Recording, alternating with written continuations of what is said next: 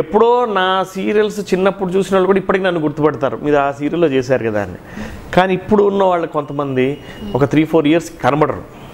మేము ఇప్పటికీ ట్రావెల్ అవుతున్నాం, మా బ్యాచ్ ఇంకా ట్రావెల్ అవుతున్నాం అంటే మాకు ఆ రికగ్నిషన్ వచ్చినట్టే. నాకు అదర్వైజ్ మీరు ఇక్కడ కూర్చోబెట్టి నన్ను ఇంటర్వ్యూ చేయలేరు కదా.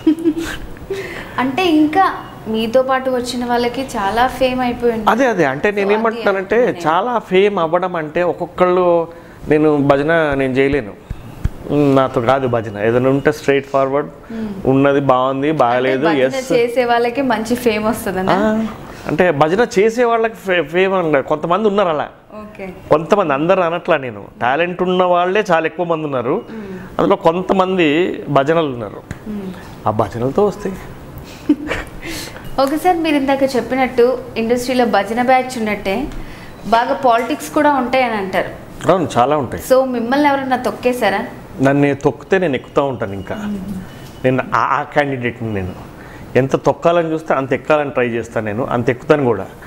నన్ను ఎవరు తొక్కలేదు, తొక్కాల్సినంత ధైర్యము లేదు. ఎందుకు తొక్కుతారు? నా దగ్గర టాలెంట్ లేదని తొక్కుతారా, టాలెంట్ ఎక్కువైందని తొక్కుతారా? టాలెంట్ ఎక్కువైందని తొక్కాను అంటే ఎదుటోడు వీక్ అన్నట్టే, రైట్?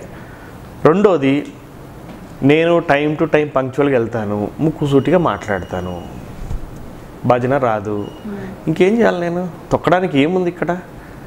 అంటే ఇందాక చెప్తున్నాను కదా, ఏదైనా కూడా సాఫ్ట్గా మాట్లాడుతూ అది కాదండి ఇది కాదండి అంటే నచ్చనిది నచ్చలేదు అని చెప్పడం కూడా తప్పేనా? ఇప్పుడు నేను ఫర్ ఎగ్జాంపుల్ ఎక్కడ చెప్తానంటే, నేను డౌట్ రావచ్చు, ఏంటి ముక్కుసూటిగా మాట్లాడేదని. ఇప్పుడు నేను 6 o'clock మార్నింగ్ 6 o'clock షూటింగ్ అని అంటాను, వాళ్ళు చెప్తారు 6 o'clock. నేను షార్ప్ 6 కల్లా, ఎట్టి పరిస్థితుల్లో 5:30, 6 కల్లా షార్ప్ లొకేషన్లో ఉంటాను. నేను వచ్చిన తర్వాత గంట సేపటికి వస్తుంటారు ఒక్కొక్కళ్ళు, యూనిట్ అవన్నీ వస్తుంటారు, 7కి అలా వస్తుంటుంది. అప్పుడు నాకు ఎలా ఉంటుంది? నేను కరెక్ట్గా వస్తే మీకేమైందిరా అంటాను.